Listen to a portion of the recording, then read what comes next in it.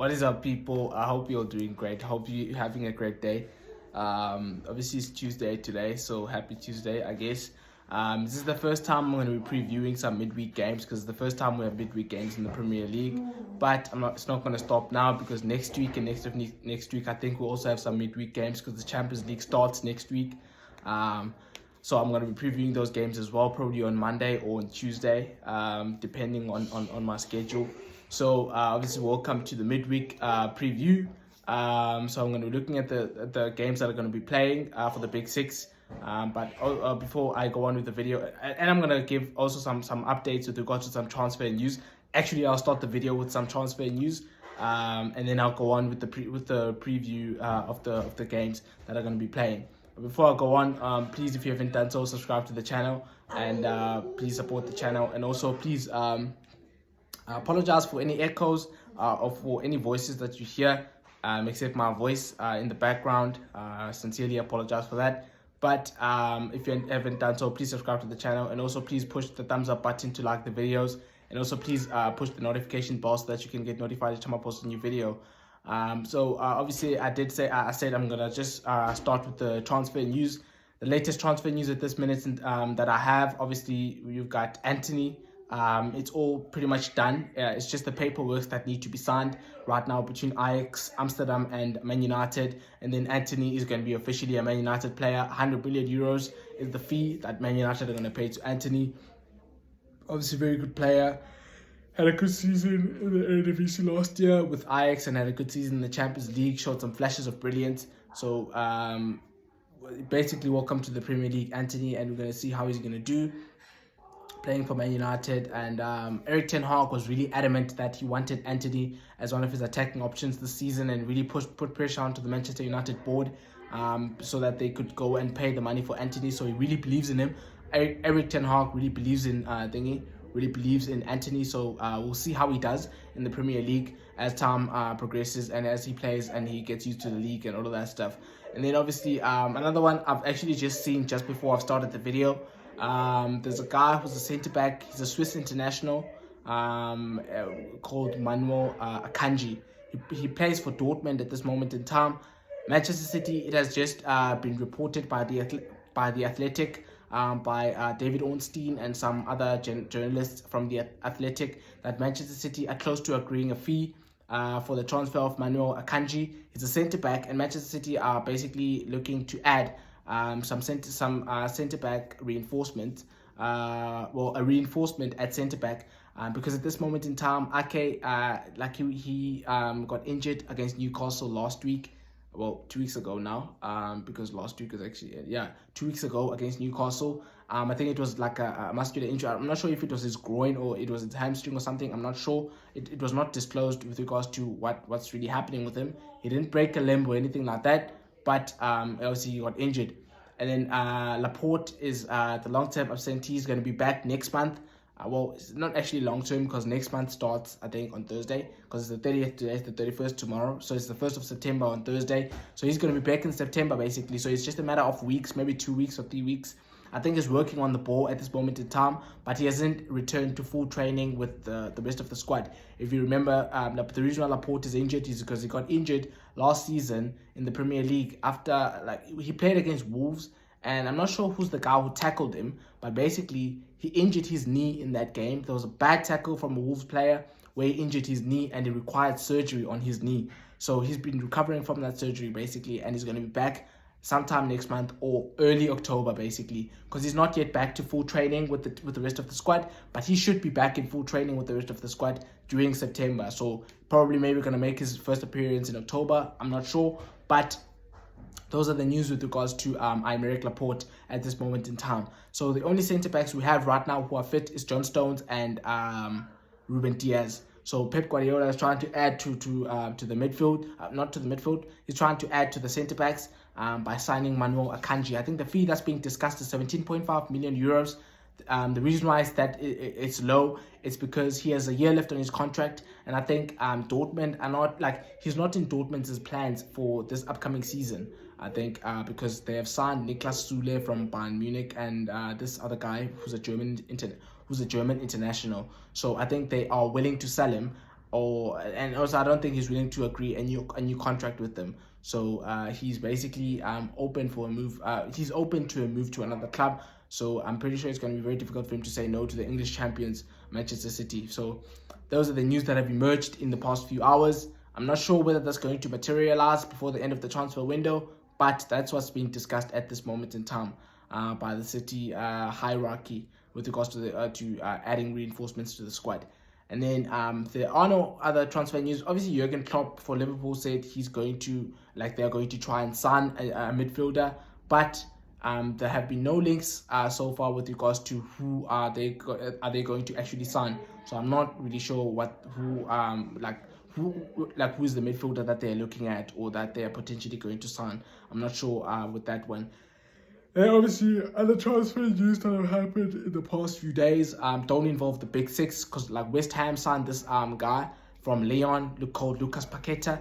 I actually did mention this guy in my previous videos, because I was saying there was the video I did and where I spoke about Bernardo Silva, the whole thing with Bernardo Silva going to Barcelona and him being linked with Barcelona. And I said if Barcelona come to City with 100 million euros, then and especially now after the Antony transfer, if Antony is worth 100 million euros, then Bernardo Silva has to be worth more. That's just the reality of the market. Bernardo Silva, 100 million euros is 84 million pounds. If I was Pep Guardiola and I was City, I was Cheeky Begaristan, I was the City hierarchy, I would want 100 million pounds for Bernardo Silva, because you can't tell me that I should sell Bernardo Silva at a fee that is exactly the same as Antony. I'm sorry. Bernardo Silva is in his prime. He's 28 years old. Can play 5 different positions across the attacking areas of the pitch. He can play left mid, right wing, left wing, false 9. So I want 100. And last season he had 20 plus goal plus assist contributions. Goal contributions basically last season in all competitions. I think he made 50 something appearances and he had 20 plus goal contributions in those appearances. So because actually Antony, I'm not sure even if he got to 15 goal contributions for the season last year, and he's worth 100 million euros. I know he's younger than Bernardo Silva, but Bernardo Silva is not in his 30s or something. He has 3 years left in his contract, and I would want 100 million pounds for him. But we're not going to sell him, so it's not necessarily important how much he's worth or whatever, because Pep Guardiola has said we're not going to sell him this summer. That's just not going to happen. But basically, the reason why I mentioned Bernardo Silva was because in my previous video, when I spoke about him, I basically mentioned this guy called Lucas Paqueta, that he's the guy that Manchester City are looking at potentially to replace Bernardo Silva, should they sell Bernardo Silva. But obviously now that has been chalked off because that guy has gone to West Ham. I think that guy was really keen on coming to the Premier League, and Manchester City obviously were not going to come for him because they were saying that they're going to keep Bernardo Silva. So I think he was really keen on the Premier League move, and West Ham came calling, and they agreed a deal with Lyon, and he agreed personal terms with West Ham. I think he's been signed for 50 million euros, or a fee upwards of 50 million euros. I'm not quite sure. I don't quite remember. And then that's pretty much it in terms of, as far as I'm concerned, with regards to the transfer news at this moment in time. I'm not sure, but I will update you accordingly as I'm making videos. I'll probably do a deadline day video on Thursday, because it's deadline day on Thursday. I think 11 p.m. Thursday is deadline day, because the transfer window closes on the 1st of September. I think it's going to be closing at, basically the last hour is 11 p.m. to 12 a.m. Going on to basically the 2nd of September. So that's when the transfer window is going to close. So maybe I'm gonna do a video about that with regards to the transfers that have been done, whatever. But at this moment in time, I think that's just about it with regards to the latest transfer news that I have from my side. If you have any, you can comment in the comment section below. And obviously going on to the games, obviously I've talked about the transfers now. Going on to the games, there's midweek games this week, as I've already said at the beginning of the video. As I mentioned at the start of the video. So I'm going to be previewing those games. So I'll start with the game today. That's going to play today on Tuesday. Chelsea are going to be playing Southampton away. So they're going to be going to St. Mary's. Obviously, Koulibaly is going to be back for Chelsea for this game, because he has served his 1-game suspension, which he got by getting a second yellow card against Leeds United last week. So obviously now he's served his suspension, 2 weeks ago. He served his suspension, and he's going to be back in contention. Basically, Thomas Tuchel has already said that he's going to slot straight back into the team. So he's not going to be trying to kind of punish him or whatever. He's going to slot back straight into the team, and he's going to be a centre back. Now, I'm not sure if I should mention this with regards to transfer news, but Wesley Fofana has been signed by Chelsea. Personal terms and transfer fee has already been agreed with Leicester, just that he hasn't done his medical, so he hasn't passed his medical yet, so he's not going to be playing tonight. So he's not yet a Chelsea player because he was still doing his medicals, because he needs to pass his medicals first before he can become a Chelsea player. So that basically means that Reece James is still going to play as the centre back for Chelsea, which I don't particularly like. I actually sold Reece James in my FPL team because I think Reece James is a good centre back, but he's not a centre back.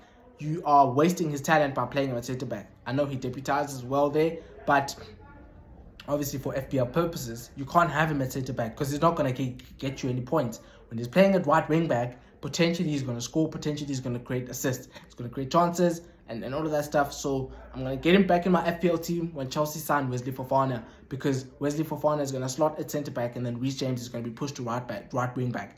So I don't think there's a good balance to the Chelsea team when Reece James is not playing as a right wing back, because Loftus-Cheek, he's a good technical player, but he's not a right wing back. He doesn't have that cross that Reece James has, and he's not like that type of athlete that can get up and down the football pitch like how Reece James is able to do. So I'm not obviously Chelsea, the performance against Leicester when they won, Sterling scored 2 goals, but there were times in that game when Leicester kind of threatened them a little bit. Obviously Leicester are not playing particularly well at this moment in time. They're bottom of the table with 1 point to their name so far after 4 games. So Chelsea were not particularly impressive against Leicester, even though they won the game. And I think with the fact that Reece James is not going to be playing at right wing back, I still think they're going to be they're gonna look lethargic, to be honest, because they're not going to create a lot of chances. I think Kukurea has impressed since he's been playing at left wing back. Is currently keeping Chilwell out the team, but I also think the game becomes that much more difficult for Chelsea when they don't have Kante in the team, which they're not going to have him until I think in October or something, because I think he's out for 6 weeks because he had a hamstring injury in the Tottenham game. I think so. He's going to be out for 6 weeks, 6 to 8 weeks, I think. So they really miss him when Kante is not playing, because Kante is that defensive midfield. He's that midfield enforcer that kind of takes care of everything. He cleans up the mess of his thingy, the mess that is made by his teammates. He covers for everyone, covers the ground really well. He's aggressive. He's good in the tackle. He's good at winning the ball back from the opposition and starting counter attacks for Chelsea. So I think they really miss Kante when he's not playing, and they really I think they're gonna struggle even today against Southampton, because Southampton are gonna try and be nice and compact, and they're gonna try and counter attack Chelsea. And they're going to try and press them from time to time, because Southampton are actually very good at pressing. And the last time actually Chelsea were pressed really well by a team, it's when they lost against Leeds 2 weeks ago. So I think it's going to be a tough game tonight against Southampton, especially with the fact that Southampton are playing at home, because they're going to be more confident playing at home, and they're going to be pressing Chelsea, because Ralph Hasenhüttl he likes that thingy. He likes that pressing style from Germany, which he learned there when he was playing when he was coaching Leipzig, because he used to coach Leipzig, and he's actually from Austria, which is very close to Germany. So he likes that style of Jurgen Klopp, where they press and they press and they press and they press and they press. So they're gonna try and do that against Chelsea, and they're gonna get a lot of encouragement when they watch clips of that game of Chelsea against Leeds United, when Leeds United really pressed Chelsea, and they pressed the life out of Chelsea, and they forced errors from Chelsea. They forced it, like the guy Aronson, who's the midfielder for Leeds, he forced an error in Edward Mendy by pressing him. So they really forced errors from the Chelsea defense by really pressing them constantly. So I think the Southampton players are going to be licking their lips, and they're going to be really hyped for the game, because of how Chelsea played in that game against Leeds United when they were really pressed. And I think Southampton are going to be backing themselves to be able to they're going to be backing themselves to achieve the same outcome as Leeds when Leeds press Chelsea. Obviously, that doesn't mean Chelsea are going to play exactly the same way as they played against Leeds, because they were horrific against Leeds, and maybe they're going to do better this time. But I still think it's going to be a tough game for Chelsea, especially with the fact that they're playing away, at St Mary's, Southampton's stadium. And Shea Adams is really playing well at this moment in time. I think he has 4 goals in the last 5 games, so he's really going to be confident. He's going to be pressing. He's going to be backing himself against the Chelsea defense, and who have leaked some goals so far this season. So I think it's going to be a good game. I'm probably going to watch it because City are only playing tomorrow. So I'm going to be watching City tomorrow. So I'm probably going to watch it tonight because I don't think there's any other interesting game there are interesting games. Obviously, I think Crystal Palace is playing tonight as well. But the Big Six, the Big Six will play tomorrow. And, except Chelsea will play tomorrow and Wednesday because Man United is playing Wednesday against Leicester. So I think I'm going to be maybe watching the game from Chelsea tonight. But if it's boring, I'm pretty much not going to be watching it because Chelsea they haven't looked like an elite side so far this season. They haven't been pleasing to the eye. They haven't looked they haven't looked so good that you want to watch them. So I'm probably, because I'm not really gonna have much to do, maybe I'm gonna look at it. But Chelsea haven't been they haven't been really good this season. If I'm being perfectly honest. So I think predictions for the game. I think Chelsea. I'm gonna go for a 2-2 draw. I'm gonna go for a 2-2 draw. I don't trust Chelsea at this moment in time. They haven't really looked good. They haven't had a great performance, except when they played against Tottenham 2 weeks ago, I think, or 3 weeks ago now, because it was the second game of the season. So I'm not really convinced by Chelsea. So I find it hard to kind of back them that they're gonna win the game. So I'm gonna go for a 2-2 draw, especially how with regards to how Chelsea played against these guys, against Leeds United, when they were really pressed and they were pressed from the front by Leeds United, and Southampton liked playing the same way, so they couldn't really cope with the pressing of Leeds United, with the pressing style of Leeds United in that game against Leeds, and they're gonna pretty much be facing exactly the same thing tonight against Southampton. So I think I really back Southampton in that game. I think they can nick something from the game, and I wouldn't be surprised if they go on and win the game, because Chelsea have looked horrific so far this season, and they haven't really been that good. Even though they have 2 wins, because they did win against Everton and they did win against Leicester last week, they really haven't looked that good. They haven't been that great, to be honest. So I'm finding it hard. But the Tottenham game, when they played Tottenham at Stamford Bridge, when they really looked good and they should have won the game and they didn't win the game. The Everton game, the Leicester game, and the Leeds game, they really haven't been that good, to be honest. So they've had one good performance in the first 4 games of the season. So that's why I'm finding it very difficult to kind of back them that they're going to win. I'm finding it difficult to do that because of what I've seen from them in terms of their performances. But obviously it remains to be seen how they're going to do.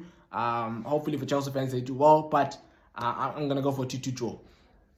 And obviously looking at the games tomorrow, so there's some obviously the Liverpool last season's top 2 are playing tomorrow. Liverpool are going to be playing Newcastle. So I'm just gonna I'm gonna start with the Spurs game. I'm gonna start with the Tottenham game. West Ham are playing Tottenham tomorrow. Now West Ham have got their season up and running. They obviously started with 3 losses from the first 3 games, but they did get a win on Sunday, this past Sunday. Against these guys, against Villa. I think they were playing Aston Villa. They did get a win against Aston Villa. I think they won 1-0. Pablo Fornals, I think, scored. I'm not quite sure with regards to whether they won 1-0 or not, so forgive me if I got that wrong. But obviously West Ham last season were a really difficult team to play against, because last season, I think, at the London Stadium, it's only Manchester City who took points off West Ham from the top 6 last season at the London Stadium.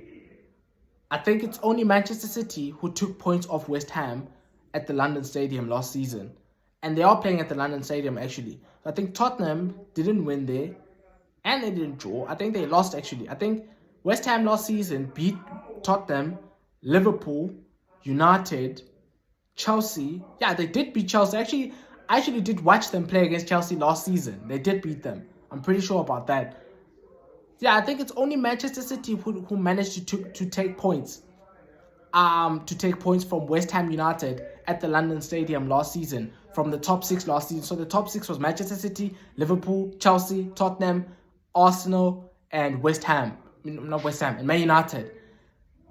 Out of those 6 teams, it's only Manchester City who got points off West Ham at the London Stadium, because we drew the game when we played them there. We drew 2-2. We were actually 2-0 down at half-time, but we ended up drawing the game 2-2. But all the other top 6 teams last season in the league, so Arsenal, Man United, Liverpool, Chelsea, Tottenham, they all lost at the London Stadium. So based on that stat, it's been a poor start to the season from West Ham, especially with the fact that David Moyes has really been back in the transfer market. Now, don't get me wrong, I'm not calling for David Moyes to be sacked here, because he has really transformed West Ham from a relegation team to a team that's in the top 8 minimum with the football that they've been playing. In the last 2 seasons, I think last season they finished 7th. The season before last, I think they finished 6th. So I'm never gonna say David Moyes needs to be sacked or whatever, just because they lost the first 3 games of the season and like they got 0 points from a possible 9. But based on those standards that they set in the past 2 seasons, I think it was a poor start from them, from their point of view. Because to be perfectly honest, West Ham don't have a right to be better than Man United, Man City, Liverpool, Tottenham, Chelsea and Arsenal. Why? Because those teams spend way more money than them in terms of in the transfer market and investing in their squad. So with the fact that they have, like, in the past 2 seasons, they didn't actually spend a lot of money, but they still managed to push for top 6, and they did make top 6 2 seasons ago. So the season before last season. So I think it's West Ham have been really good in these past few seasons, and David Moyes has really transformed them, because West Ham United were consistently a relegation team. They were a relegation battling team, and now he's transformed them into a team that minimum they are in the top 8. So I think he's really done a good job with West Ham United. But obviously they're going to be playing Tottenham Hotspur. Tottenham have looked really good. I take that back, because they haven't looked really good. But they've won, but they really haven't had great performances. Like they've played. Okay, I don't remember at the top of my head the teams that they've played. I remember they played Southampton on the opening day of the season. They played Forest in their last fixture. They played Chelsea. So that's 3 fixtures. So the 4th one, what is it? I'm not sure. It doesn't matter. But in their first 4 games, Arsenal have won 3 times, and they've drawn once. So they have 10 points from a possible. I'm sorry that I was just looking at my niece there. She's peeping there. So I closed, I made a barrier to the entrance of where I'm shooting the video. So she's kind of looking at me there. Okay, so I was basically saying, Tottenham Hotspur, they've won three of their opening 4 games, and they drew the other one. So they're still unbeaten. They have 10 points from a possible 12. So it's been a relatively good start from them so far this season. Okay, just forgive me here. I just want to switch on the light because I think it's getting dark here outside, so it's kind of affecting my video. So I want to see if it's going to be a little bit better. Okay, just do that. I think that's a lot better. Yeah, man, just getting dark here a little bit. Okay, forgive me for that. So basically, Spurs have had a good start to the season. They're unbeaten. They've won 3 of the first 4 games, 10 points from a possible 12. That's a relatively good start. Only Arsenal have a better record, because Arsenal have won their opening 4 games. They've scored a fair few amount of goals. They've conceded very few in terms of the amount of goals conceded. So they are compact on defense, and they are efficient on the offensive end. So that's all you can really ask for from your team. Yes, they can play a little bit better in terms of progressing the ball, moving the ball quicker, carving out the opposition, because they've really been relying on their world-class players, Harry Kane, Son, even though Son has had a poor start to the season, but Kulusevski has started the season off well. Richarlison had that outside foot last Sunday when they played Nottingham Forest, outside foot cross for Harry Kane, which Harry Kane scored from. So they've had a good start to the season. They haven't played particularly well in terms of their performances, but that doesn't matter if you've won 3 of the first 4 games. They're going to improve as time goes on. Looks like they have that mentality, that winning mentality that Conte is trying to instill. Obviously, they haven't won anything as of yet, so we can't really be we can't give them too much praise, especially with the fact that they haven't even put on great performances as of yet. But they have started the season off well. They have won their first 3 games of the season. Well, yeah, they have won 3 of their first 3 games in the season. Probably the worst performance of their season so far was the Chelsea performance. But it's a good thing when you can say your worst performance so far this season was when you got a point. So you actually managed to draw the game, even though you had your worst performance. That's a good thing. That's an improvement from a Tottenham team, because Tottenham in previous seasons, if they have a bad performance, they would have lost. But now you can see that they're being coached by an elite mentality coach in Antonio Conte, and they are able to get draws even though they haven't played particularly well. That's an improvement from them. So you give credit where credit is due from that in that kind of situation. So I think it's been a good start for Tottenham. West Ham, as I've already said, they've started the season off poorly by their standards, but I back West Ham. I think they are. I think they're a good team, and they've got players that can hurt you, especially in the break. They've got Antonio, they've got Jared Bowen, they have Pablo Fornals, Said Benrahma, that striker that they signed, Skamaka, even though he hasn't really started, he hasn't pulled up any trees as of yet, but he's a good player. They've got Declan Rice, one of the best players in the Premier League, especially as a holding midfielder. He's one of the best holding midfielders in the Premier League. In my opinion, I think Rodri is the best holding midfielder in the Premier League, not because of Manchester City, but there's quite a few people who actually do think that Rodri is the best holding midfielder in the Premier League. Obviously, we're judging this from last season in terms of their performances and so far this season. I think I would put Declan Rice as the second best holding midfielder in the Premier League behind Rodri. I think he's really good. I think he's going to get a big move. That's why he's not signing a new contract, because I think he has 3 years left on his contract so far. It's actually 2 years left on his contract so far, but West Ham hold an option to extend the contract for a further year. So basically, he's left with 3 years left on his contract. He's left with 3 years on his contract. I think he is going to be agitating for a move probably next season, because as good as West Ham have done, they are not Declan Rice's ambition and Declan Rice's potential is Champions League / Premier League winning potential. He could play for the best team in the country. So what I'm trying to say is that you could have Declan Rice as your holding midfielder and win the league if you surround him with other top players in the team. So as good as West Ham have done, he's not really his ambition is not going to be matched by West Ham, because West Ham simply don't have the financial power or the financial muscle to compete with the likes of Manchester City, Liverpool, Manchester United, Chelsea, and Arsenal. And those are teams that really they go out in the transfer market and they spend loads and loads of money.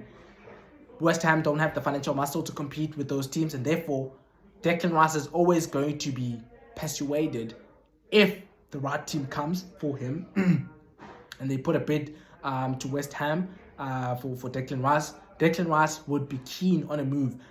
If Liverpool would come for Declan Rice, he would be keen on a move to Liverpool, because he's going to be playing Champions League football season in, season out, and he's going to be competing in the latter stages of the Champions League. He's going to be competing in the Premier League, and he's going to be competing for the FA Cup and the Carabao Cup. So it would be hard for him to turn down a move like that. Same thing if Manchester City were to come for him. It would be very difficult for him to say, no, I don't want to go to them. But I think my point is that West Ham have some good players, and they have a good goalkeeper. They have 2 good goalkeepers in Alphonse Areola and Lucas Fabianski, even though I think Fabianski at this moment in time is injured. I'm not quite sure. I last watched West Ham when he played them on the opening day of the season.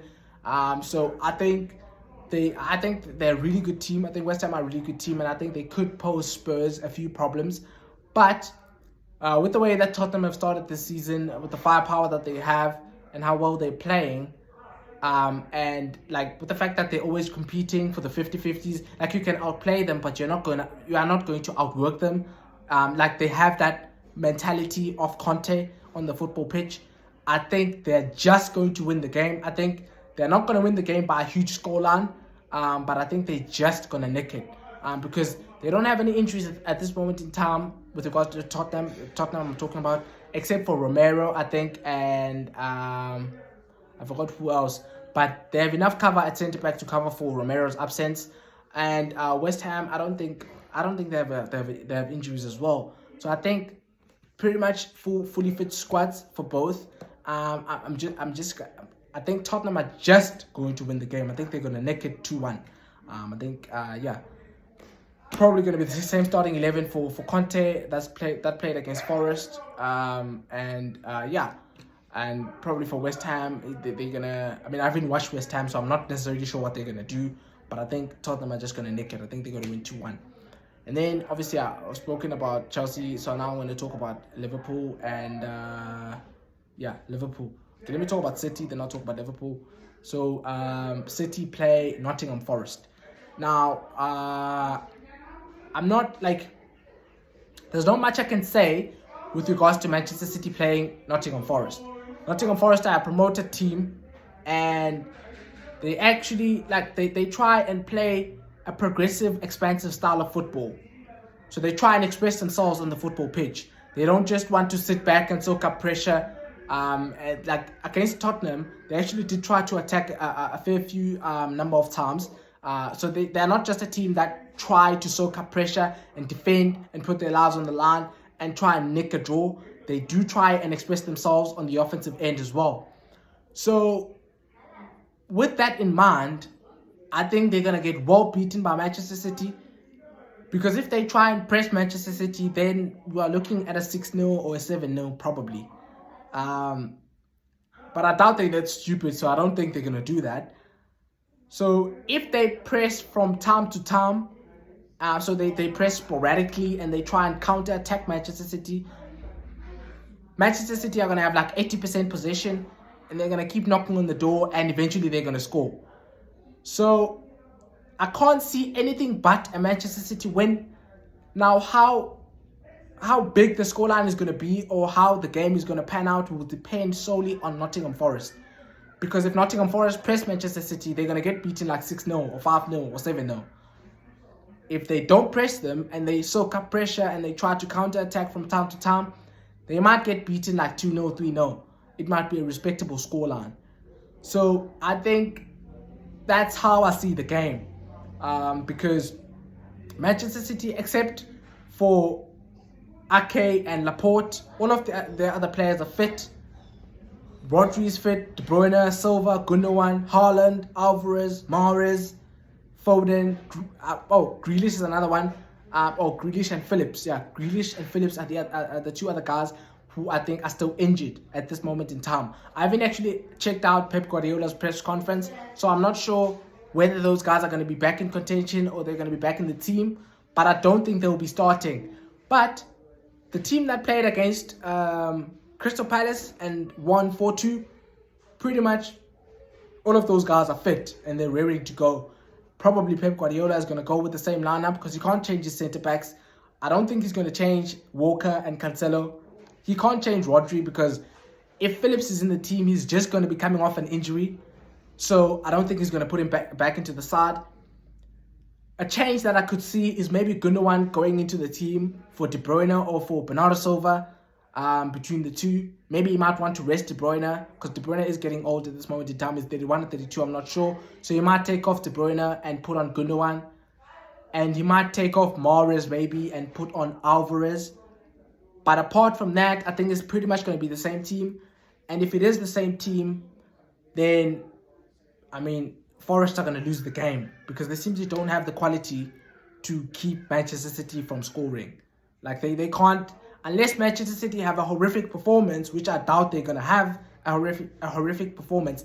Even if Manchester City are horrific in the game, they do have Erling Haaland, as they showed against Crystal Palace, where you're going to notice that as they showed, I don't say as we showed or whatever. I'm a City fan, but I don't like being biased and stuff like that. I like to give an impartial opinion. Like I don't want to just side with Manchester City because I'm a Manchester City fan, because that's gonna make me boring, because now you kind of expect everything I'm gonna say before I actually say it. So like even if Manchester City play bad, they still have Erling Haaland who can score out of nothing, and they still have guys like De Bruyne and Gundogan, Foden. So I really doubt that Manchester City are gonna have a poor performance against Nottingham Forest. They're gonna have all the ball, and I think they're gonna win the game. Now, it could turn out to be a different game than the one I'm basically saying is going to be. Because if you remember last season, we did play Brentford and not drew. We actually beat Brentford both times. But when we played at the Brentford Community Stadium, the atmosphere there is really great. The fans are bouncing. And it's the same with regards to Nottingham Forest. Nottingham Forest are they are one of the most successful clubs in England, because only Liverpool and Man United have more Champions League titles than them. They have 2 Champions League titles, United have 3, and Liverpool have 6. All the other teams in the English Football League, so from Premier League all the way to League 2, there's no other team except for Manchester United and these guys and Liverpool have more Champions League titles than Nottingham Forest. So Nottingham Forest is a proper football club. They have a great fan base. Obviously, they have underachieved for a number of years because they were lost in the Premier League in 1999, which for a club that has won the Champions League before, that's not good enough. But like, you really feel the atmosphere when you're playing against them. Oh, actually, there's no need for me to mention the atmosphere because we're playing at the Etihad.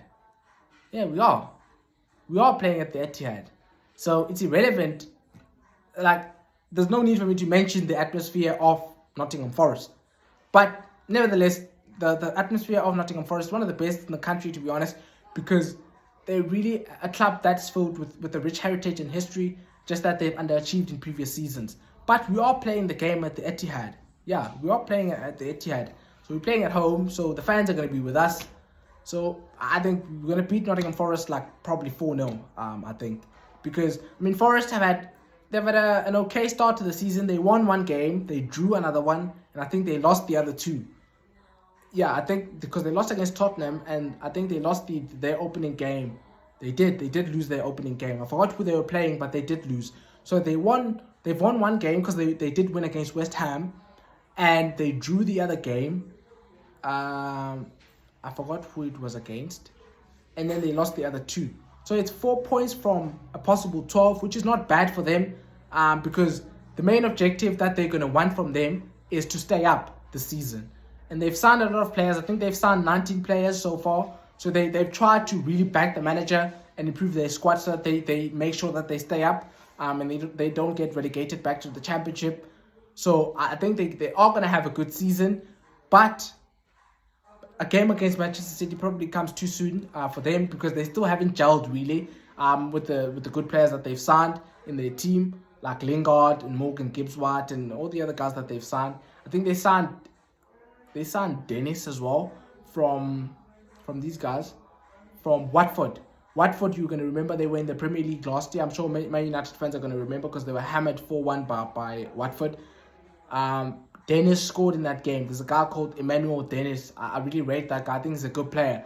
He had 10 plus goals last season in the Premier League, and that is basically 10 goals playing for Watford, who were 19th in the league, I think. So that's a pretty good achievement from Dennis. So I think he's a really good player.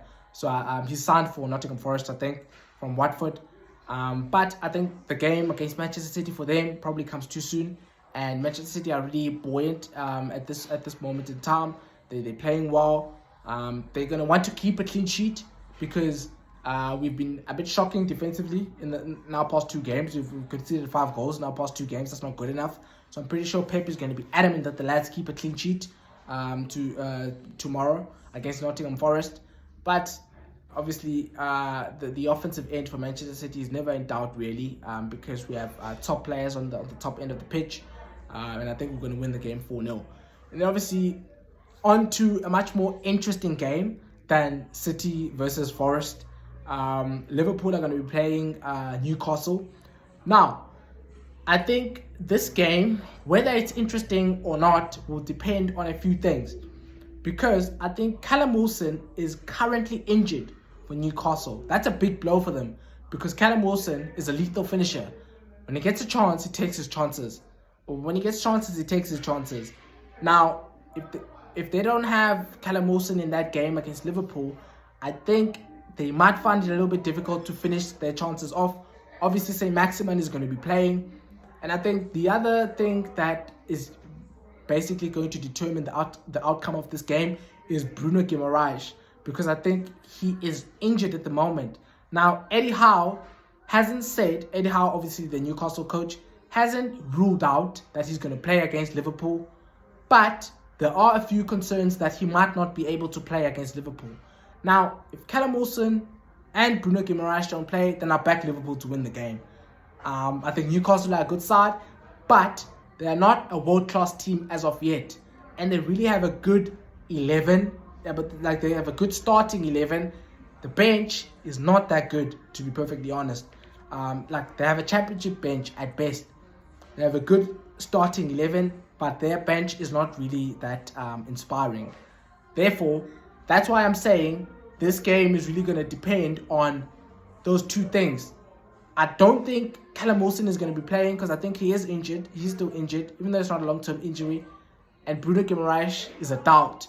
If those guys both don't play, then I don't back Newcastle to get anything from the game, because I think whoever they replace them with, obviously Newcastle have signed Alexander Isak from Real Sociedad for £58 million, I think.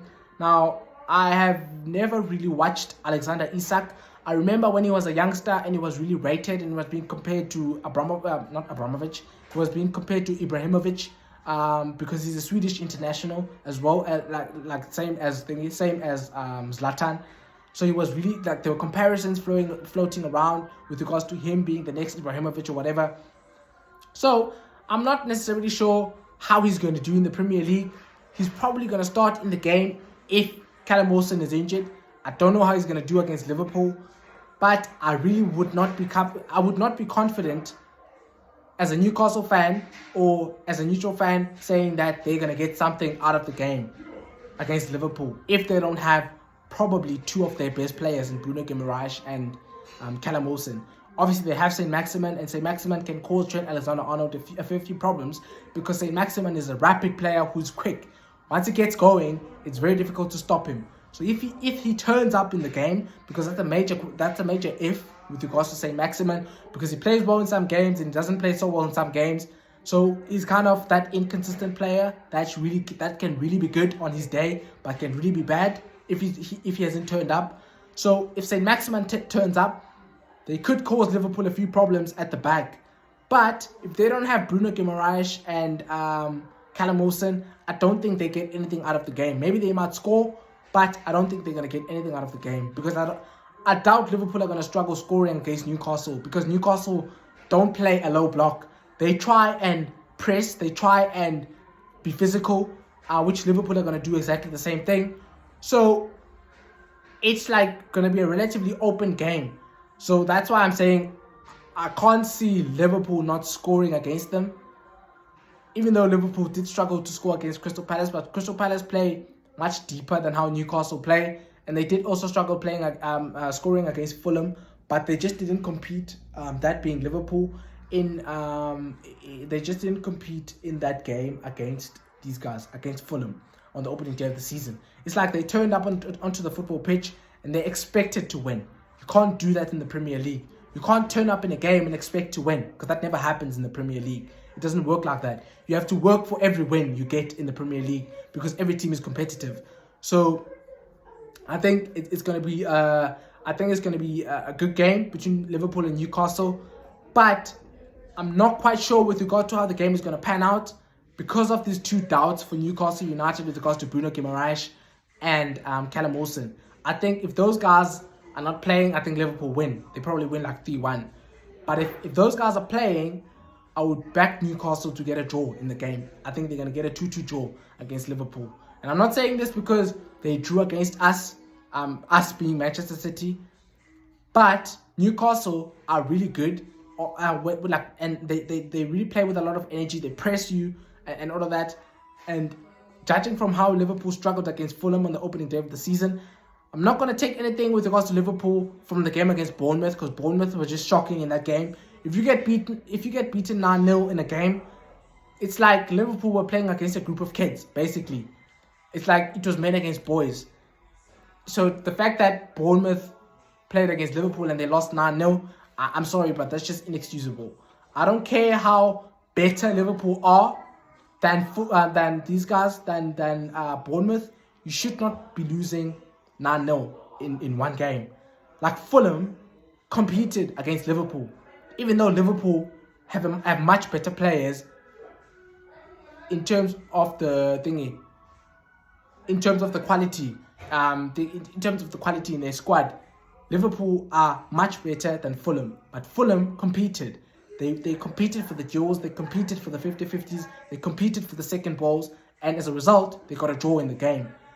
Bournemouth didn't compete, and therefore they lost 9-0. So that was inexcusable. It was an atrocious performance.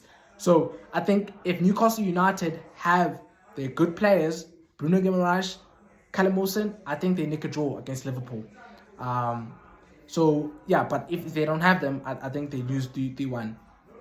Moving on to the last two games. So I obviously I've spoken about City, Liverpool, Tottenham, Chelsea. So now Arsenal and Man United. So I'm going to talk about Arsenal because Arsenal are playing tomorrow, United are playing Thursday. So I'm going to wrap up the video with them. So Arsenal are going to be playing these guys. Arsenal are going to be playing who's this team? Arsenal are going to be playing Villa. Yeah, Villa. Now, Arsenal have started the season off brilliantly. They've really been good. I've really been impressed with them. They have really looked good. They're pressing. Their pressing has been good. Jesus has added a new dimension to the squad. Zinchenko has added a new dimension to the squad. Even though Zinchenko did not play in the last game against Fulham, I think he is going to be back for this game against Villa. Thomas Partey also didn't play against Fulham. I think he's going to be back in the game against Villa. So pretty much probably Arsenal are going to be back to full strength against Aston Villa, and they're playing an Aston Villa team that are not playing well at this moment in time. They lost their last game. They played against West Ham. I have actually mentioned this when I was speaking about the West Ham Tottenham game. So obviously Villa have not had a great. In fact, they've had a poor start to the season because they lost their opening game against Bournemouth. They then, I think they won. I forgot who they won against, but then they have lost their last two games because they did lose against Crystal Palace and they did lose against West Ham this past weekend. So 2 weeks ago, they lost against Crystal Palace, and then Sunday or Saturday, I'm not sure when it was. I think it was Saturday. Yeah, it was Saturday. It was the late kickoff on Saturday. They lost against who? Who did they play? Who did Villa play? No. Arsenal was the late kickoff against Fulham. Oh, yeah. Saturday, they played against West Ham and they lost. Yeah, they played against West Ham and they lost. So they lost 3 of their opening 4 games. And so they have 3 points from a possible 12. So that's not been a good start from them. I think really Steven Gerrard has been under pressure, not from the board for Aston Villa, but from the fans, because the fans are really becoming agitated. The Aston Villa fans are becoming really agitated with regards to Steven Gerrard, and they're calling for him to be sacked. They're calling for his head. Now, the Aston Villa board have not obviously had any comments with this. Not that they would have any when they're going to sack a manager. They're just going to sack him when they want to sack him. But I haven't heard from any of the top journalists that he's becoming increasingly under pressure and his job is in jeopardy. So I'm not sure with regards to what's going to happen there. But Aston Villa are not playing well at this moment in time. They've started the season off well. They've had a major injury to one of their new players in Diego Carlos, who's the centre-back, because he ruptured his Achilles heel. Now, if a ruptured Achilles heel takes about 6 to 8 months to heal, so he's pretty much going to be out for the rest of the season. If he's lucky, he's going to be back like in April next year. So that's when the season is basically about to be finished. So Obviously, they were unlucky with that situation, but they haven't had a great start to the season. Gerrard is chopping and changing his team all the time. He doesn't know his best back four because he's had 5 centre back partnerships so far this season in the first 4 games.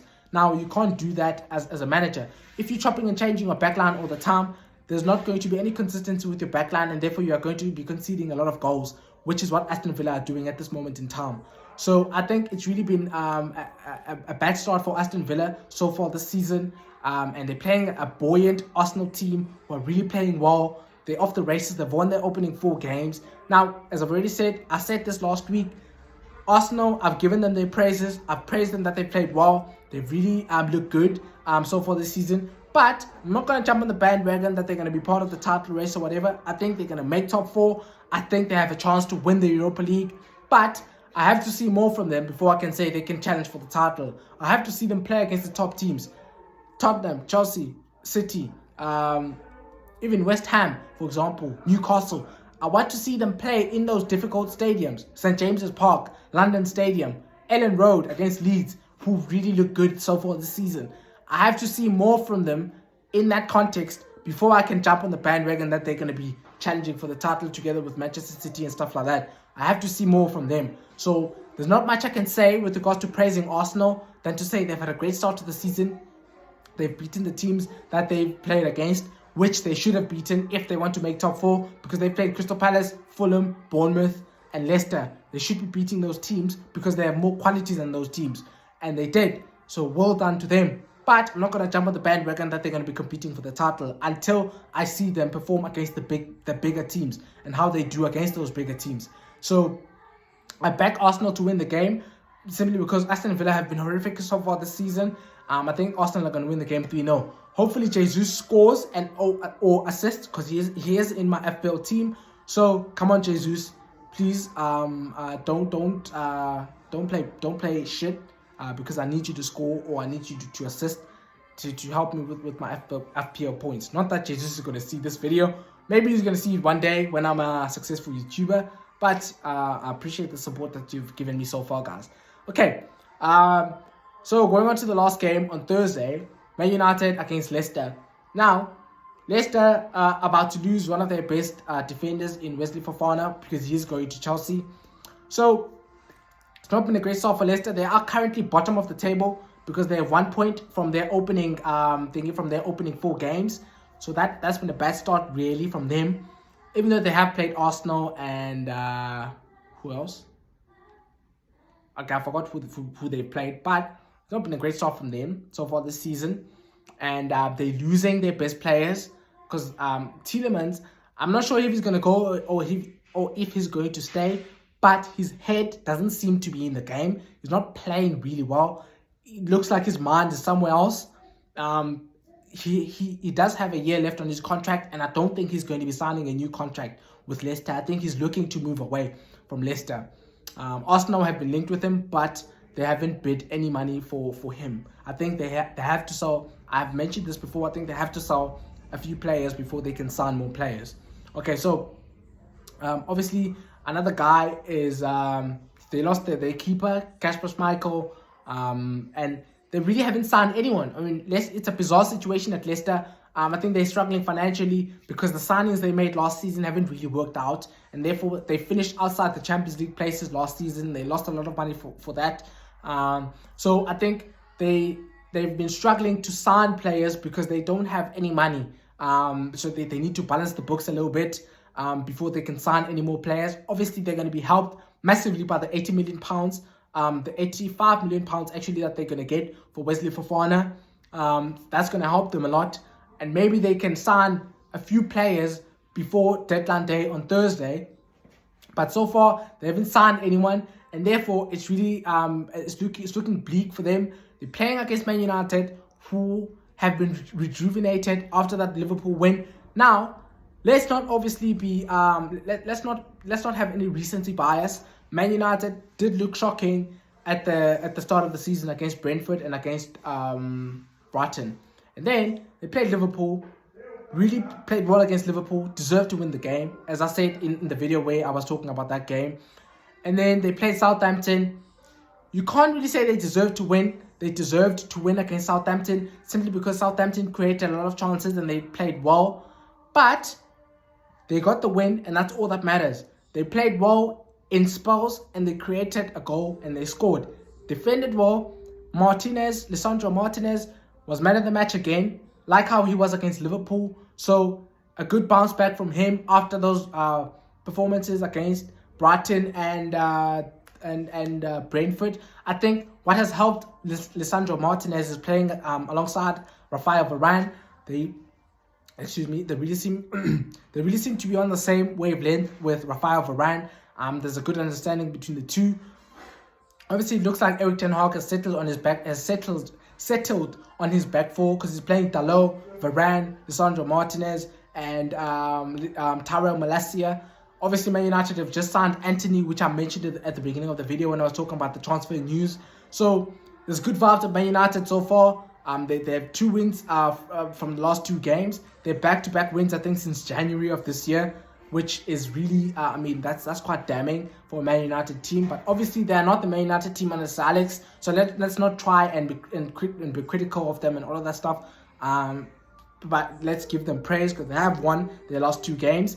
And they kept a clean sheet in the last game against Southampton, which is another positive for Man United because clean sheets were very hard to come by. I think De Gea going into his game against Southampton had 1 clean sheet in the last 16 games. So that's 2 clean sheets from the past 17 games for him. So that's an improvement, I guess you could put it that way. So I think Man United they look good against Liverpool, even though they were really counter-attacking against Liverpool, which they can't do against Leicester or against Southampton because those teams they're gonna let Man United have a few they're basically gonna let Man United have the majority of possession, and they're gonna try and counter-attack Man United. So now Man United have to start creating chances, which they're not really good at this moment in time, in their cycle under Erik ten Hag. So I think it's a test for Erik ten Hag playing against Leicester. I think they are going to be playing at home, so the crowd is going to be a lot better than in previous games. And I think the Man United players are really working hard. They're pressing. Not that they should be praised for that because it's their job. They should be working hard. But excuse me for that. Obviously, it's an improvement It's an improvement from their previous performances. So I think Leicester are struggling so far this season. And I think Man United have quality. Bruno Fernandes has played very well in the past 2 games. And Bruno Fernandes, when he plays well and when he creates chances, he does create good chances. And he's a very reliable goal scorer and a very reliable chance creator. So I think Rashford, obviously, and Sancho need to pull their socks up. They played well against Liverpool, but they were not good against Southampton. So they need to get that consistency going, especially if they want to be in the squad for England in the World Cup.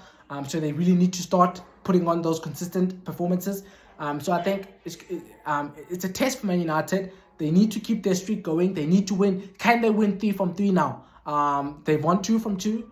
It was can they win against Liverpool? They did. Can they win? Can they back that win against Liverpool, against Southampton? They did. Now can they start putting a consistent run? Can they beat Leicester? Because they should be beating Leicester. They have the quality. And probably Casemiro is going to start. So they're going to be a lot more solid as well in terms of defensively. So they have the quality to beat Leicester. They just need to show up on the football pitch and create the chances that they need and defend well. So I think I'm going to back United. They haven't played well, but they're getting results. So I'm going to back them, especially with the fact that Leicester are not really looking that good at this moment in time. So I'm going to back United to win the game 2-1.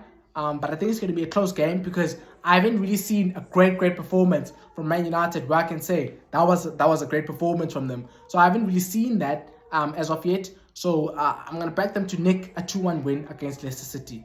So that brings us to the end of the video, guys. Thank you for watching the video. Obviously, if you haven't done so, please subscribe to the channel, and also please push the notification bell so that you can get notified each time I post a new video. Please push the thumbs up button to like the video, and also please comment in the comment section below. Leave a few comments. Let's have a debate or two. Or suggest some topics that you would like me to talk about. And then I'm gonna oblige. I'm gonna do content. I really love doing this. To be honest, I think it's been a good start to my YouTube career, and you give me support, so I really appreciate that. So I would love for you guys to comment in the comment section below in the video in terms of give me your thoughts. Give me like how do you feel like am I doing well in this? Like what do you think of the points that I make in these games? Do you have anything like that you want to say to me in terms of challenging some of my points and all of that stuff? Like, it's always nice to have a debate about something, especially about football. So please guys, comment in the comment section below. But yeah, have a good evening guys. It's obviously really dark right now. I probably have affected my video a little bit, but thank you for watching the video, and have a good evening guys.